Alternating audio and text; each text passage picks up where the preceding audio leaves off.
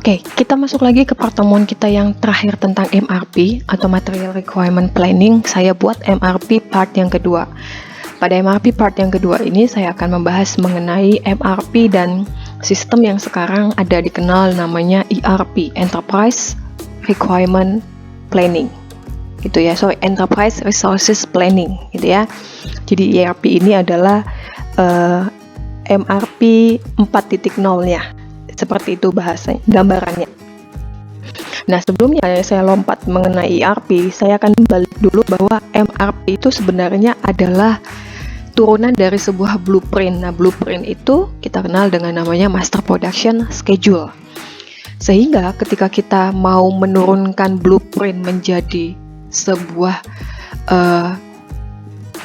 dokumen yang sifatnya teknis di lapangan, maka ada beberapa data yang perlu kita perhatikan gitu ya, yang perlu ada. Oke, untuk membuat sebuah MRP yang signifikan hasilnya, maka data-data yang diperlukan adalah bill of materialnya. Karena memang namanya juga sudah material, artinya kita sudah membutuhkan BOM yang benar. Jadi urutannya apa saja, kita bisa tarik mundur dari susunan ini, dari bill of material produk itu sendiri. Kalau dibedah, maka komponen C kapan harus dipesan, komponen C tersusun dari komponen apa saja, seperti yang kalian lihat ya. Waktu membuat sebuah bill of material, kita harus tahu urutan dari setiap proses penyusunan perakitan sehingga menjadi sebuah produk akhir yang ada di level 0. Selain itu kita juga membutuhkan lead time ya. Kita harus tahu lead time-nya ini berapa lama. Jadi kalau mau diturunkan, itu kita tahu kapan kita sebaiknya harus memesan. Data inventory-nya atau data pergudangannya, berapa banyak kita punya stok di gudang. Kalau misalnya kita lihat di tabel MRP, itu adalah on hand-nya berapa. Karena on hand akan mempengaruhi produksi kita pada periode pertama. Periode pertama akan mempengaruhi produksi pada periode kedua, ketiga, keempat, dan seterusnya, sampai jangka waktu tertentu yang sudah direncanakan. Ketika inventory-nya salah, maka ke belakang-belakangnya salah. Contoh seperti kalian mengerjakan soal, ketika kalian menghitung periode pertama hasilnya salah, maka runutan ke belakangnya pasti kan salah. Yang selanjutnya adalah data purchasing-nya, data pemesanannya. Nah, yang akan kita bahas di sini yang pertama adalah saya akan kasih tahu tentang tantangan dalam pengaplikasian MRP ini apa. Yang kedua adalah MRP versus ERP-nya. Nah, tantangan penggunaan MRP ada sekitar 5 poin yang saya kumpulkan. Yang pertama adalah keakuratan data. Karena kita membuat sebuah data yang memang sebuah perencanaan yang memang sifatnya sangat mendetail, gitu ya, kita perlu keakuratan data. Ketika jumlah inventory-nya, data master produknya bahkan itu pun salah, dokumen pengadaannya salah, bill of materialnya berantakan, master schedule-nya juga tidak tepat, maka data yang dihasilkan dalam MRP juga pasti akan salah. Maksudnya seperti ini, kalau kalian bayangkan sebuah tabel MPS saja, membuat projected available value-nya aja salah, maka akan besar kemungkinan PAB berikutnya salah. Ketika PAB berikutnya salah, ATP pun akan ada kemungkinannya salah. Ketika ATP-nya salah, turunannya lagi menurunkan MRP itu pun pasti akan salah. Jadi keakuratan data adalah hal yang memang paling penting di dalam menjalankan sebuah MRP. Ya. Yang kedua adalah pengetahuan pengguna. Pengetahuan pengguna di sini artinya bagaimana seorang user mengetahui bagaimana membuat dan menjalankan MRP-nya. Nanti saya akan menjelaskan. Yang ketiga adalah MPS-nya yang overload. Ya, jadi kalau MPS-nya overload juga otomatis MRP juga berantakan, tidak tepat. Yang keempat adalah komitmen manajemen dalam menjalankan MRP itu sendiri. Dan yang terakhir adalah ketidakpekaan kapasitas. Seharusnya kapasitasnya ketidakpekaan kapasitas akan membuat kapasitas ini tidak berubah-ubah ketika ada perubahan dalam plan order receive menjadi sebuah plan order receive. Plan order dari plan order menjadi plan order receive. Nah, itu juga akan mempengaruhi ketidakpekaan kapasitas. Yang pertama adalah akurasi data. Kalau yang namanya sudah akurasi data, artinya adalah ketepatan data. Ketepatan data ini dipengaruhi oleh datanya yang tidak akurat. Nah, data yang tidak akurat serta keterlambatan input data itu adalah hal yang membuat data-data yang dihasilkan itu tidak on time. Ya, data yang tidak akurat maksudnya adalah ketika kita memasukkan jumlah inventorinya yang tidak sama, bahkan jumlah inventory yang dimasukkan tidak sama, bahkan yang dihitung stok lapangan juga ternyata tidak tepat. Itu akan menghasilkan data yang tidak akurat. Kalian bayangkan ketika on hand-nya salah, ke belakang-belakangnya akan salah. Yang kedua, keterlambatan input data. Jadi kalau misalnya kita mau buat, ya sudah pastilah ya kalau kita berbicara masalah keterlambatan, fatal akibatnya. Ya. Yang kedua, itu adalah pengetahuan pengguna. Pengetahuan pengguna adalah hal yang sangat penting. Ketika seorang identiknya pengguna ini di sini adalah PPIC, karena memang pengadaan, pembuatan jadwal itu adalah bagian dari seorang PPIC, ya. Nah, PPIC yang kompeten akan mampu akan memahami bagaimana turunnya sebuah MRP. Tetapi ketika PPIC ini tidak memiliki kapasitas yang mumpuni dalam membuat sebuah jadwal, bahkan dia tidak tahu menjalankan jadwal tersebut, ya MRP itu nggak ada gunanya, sia-sia gitu ya. Keefektifannya ya nggak efektif. Jadi seakan-akan yang penting ada jadwal. Itulah kenapa banyak perusahaan-perusahaan kecil yang masih menggunakan jadwal yang sifatnya Excel gitu ya. Ya perlu dipastikan apakah jadwal itu memang sudah tepat, akurat datanya.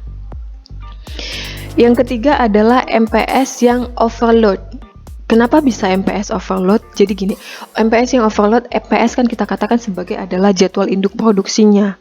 Jadi jadwal induk produksi yang blueprintnya, ketika kita membuat blueprint hanya untuk dengan kita membuat jadwal ini tujuannya adalah kita mau memenuhi keinginan permintaan konsumen tepat waktu dengan jumlah yang tepat dan cara yang tepat gitu ya, dan tidak berlebihan juga dalam sisi biaya dari sisi si manufaktur ataupun industri.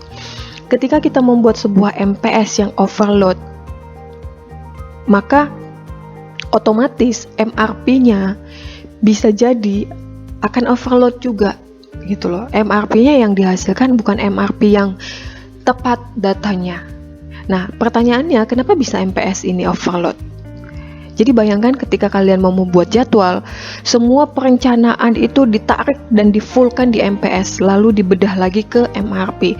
Nah, kenapa ketika ditarik ini bisa full? Yang pertama adalah penyebabnya mesinnya rusak. Ya, kalau mesinnya rusak, tiba-tiba mesin rusak, mau nggak mau, misalnya ada 5 mesin yang hanya bekerja itu 4 mesin, mau nggak mau MPS itu dibuat berdasarkan 4 mesin, akan ada kemungkinan overload ya. Yang kedua adalah terjadinya keterlambatan. Inilah pentingnya kenapa ketika kita membuat sebuah data itu perlu yang namanya akurat, bahkan pengiriman material pun itu diset setepat mungkin. Ketika supplier tepat dalam mengirimkan barangnya, waktunya tepat, jumlahnya tepat, spesifikasinya tepat, maka kita pun akan menghasilkan produk yang tepat. Yang ketiga adalah pegawainya absen. Oh, ini bahaya.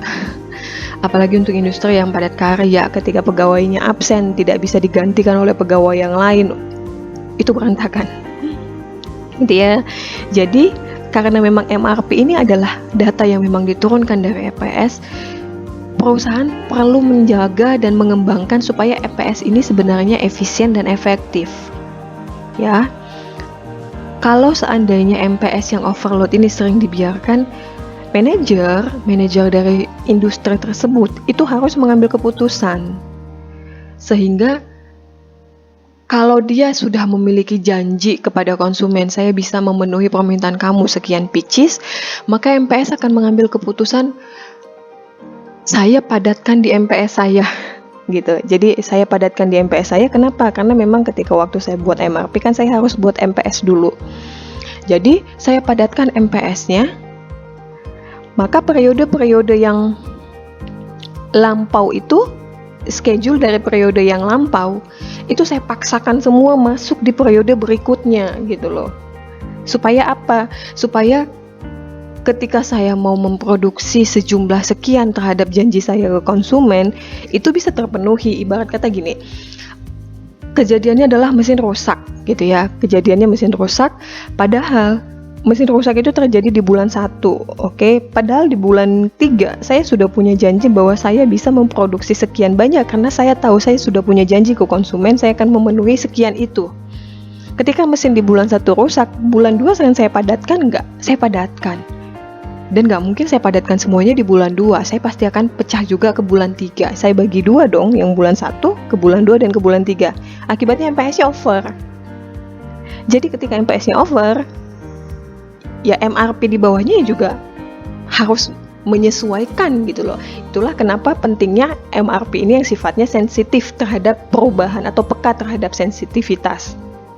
Peka terhadap perubahan atau sifatnya sensitif.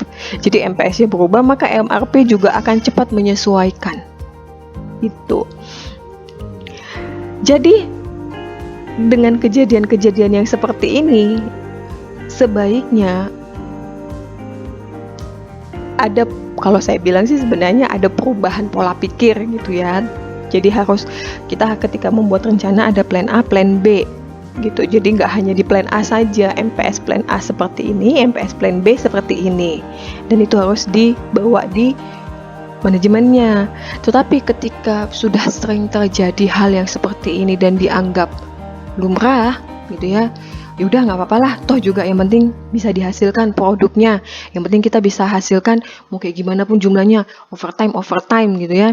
Maka akan dampaknya adalah orang akan sifatnya skeptis atau ya bodo amat lah gitu dengan MRP yang tidak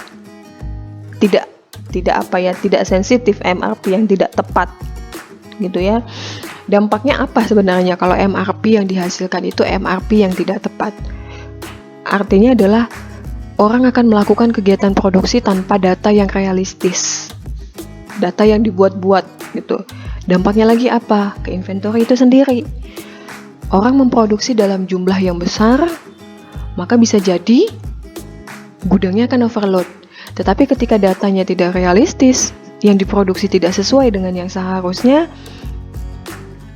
maka ada kemungkinannya ya shortage, kekurangan gitu. Nah, dampak-dampak ini kan semuanya akan merugikan perusahaan dan nominalnya bahkan lebih besar.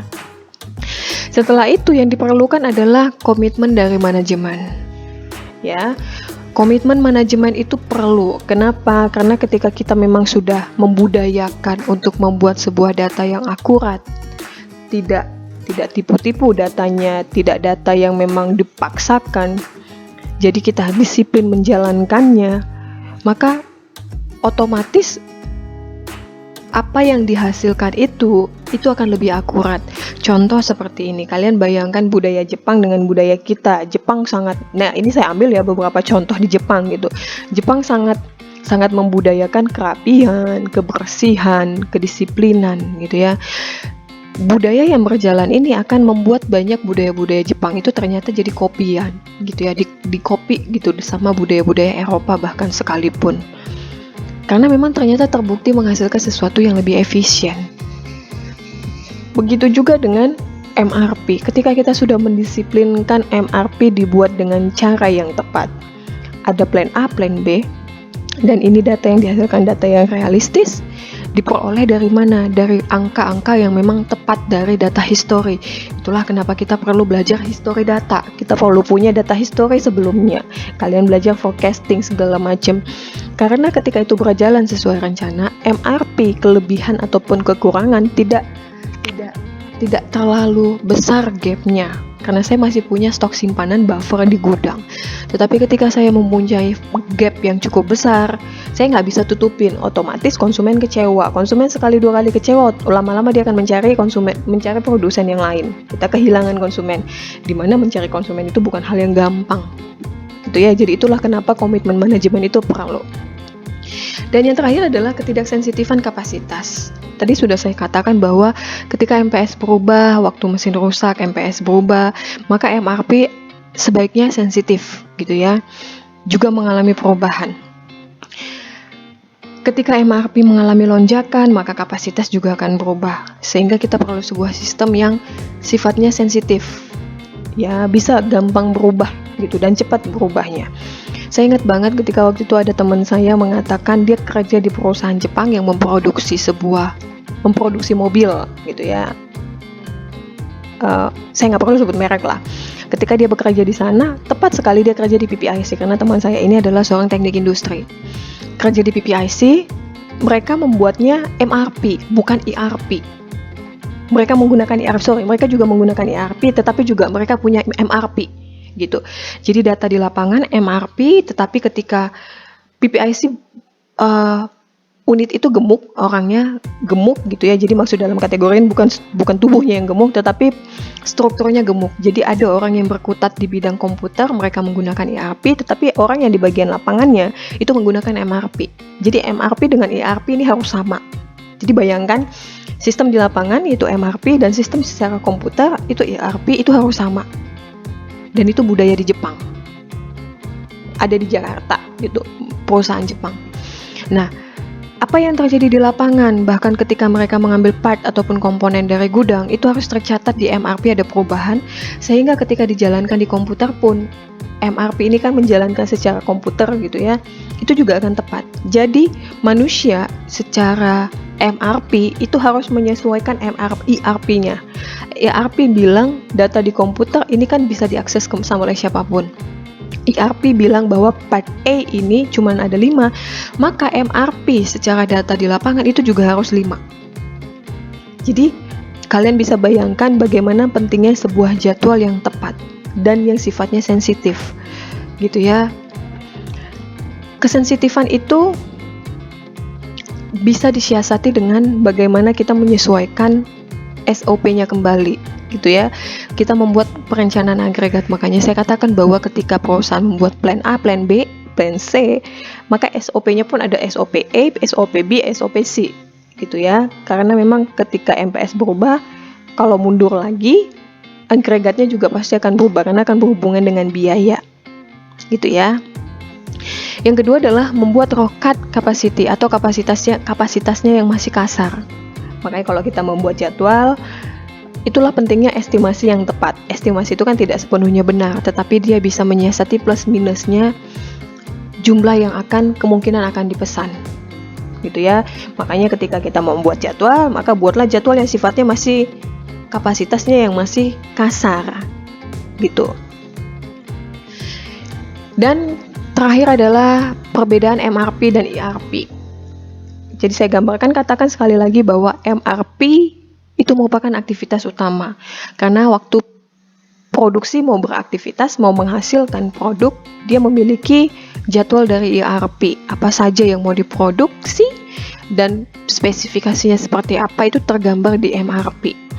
MRP yang kita bahas selama itu adalah MRP tipe yang pertama, lalu berkembang lagi menjadi MRP yang kedua atau Manufacturing Requirement Planning. Sebenarnya hampir sama saja, tetapi namanya dimodifikasi menjadi Manufacturing Requirement Planning. Alasannya karena memang untuk mengatasi selama ini MRP yang ada itu sangat tidak sensitif, karena kalau kalian mengingat apa yang saya katakan, usahakan MPS-nya ini tidak pernah berubah supaya MRP-nya juga tidak mengalami perubahan. Nah, untuk mengatasi ini kan perlu ada yang namanya kesensitifan seperti yang di awal tadi kita bahas.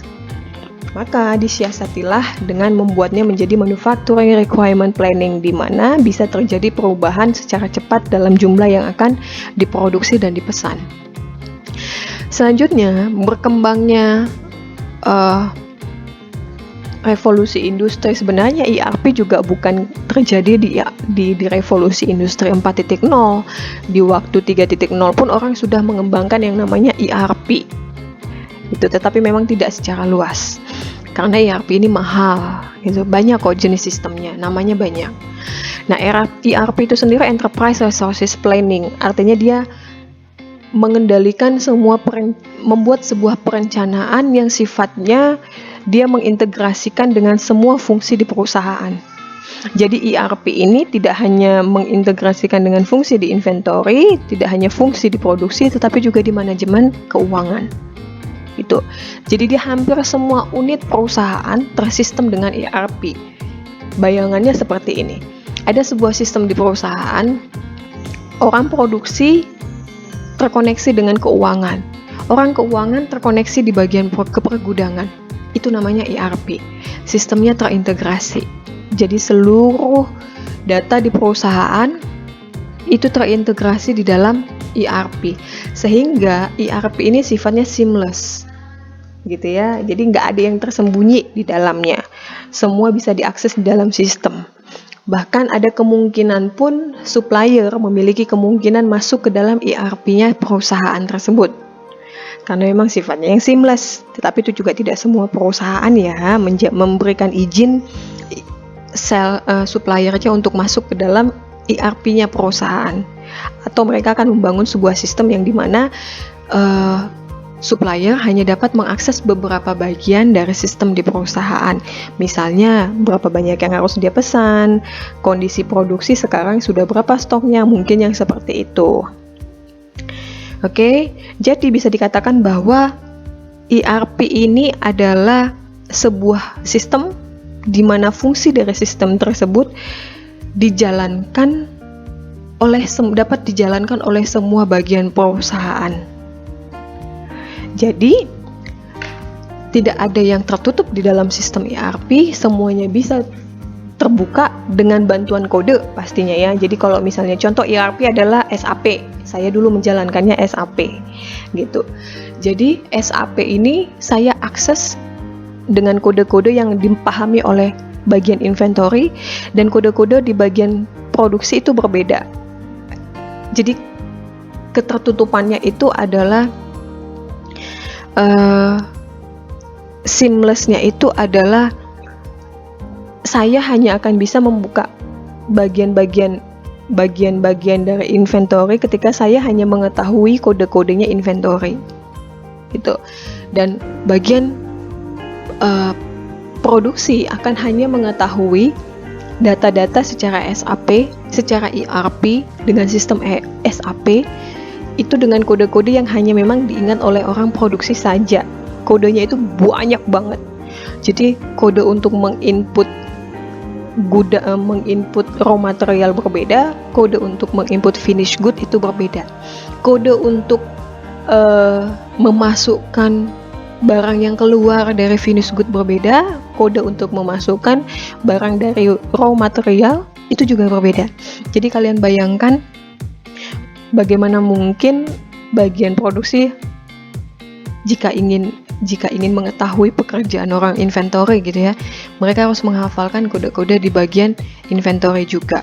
Jadi biasanya kalau mau membuka SAP bagian inventory, maka orang inventory akan dipanggil gitu. Biasanya seperti itu. Jadi bisa dibilang ERP ataupun MRP gitu ya, itu semuanya tujuannya adalah hanya untuk memenuhi apa yang konsumen mau sesuai dengan jumlah yang tepat, dan diharapkan memang diberikan itu sesuai dengan waktu yang tepat gitu. Nah, ERP bisa digunakan oleh marketing dan sales. Tujuannya apa? Untuk menyediakan informasi penjualan mendatang serta men-tracking orderan yang telah dijanjikan dan yang akan dikirim. Itu kalau dilihat dari sisi marketing dan sales.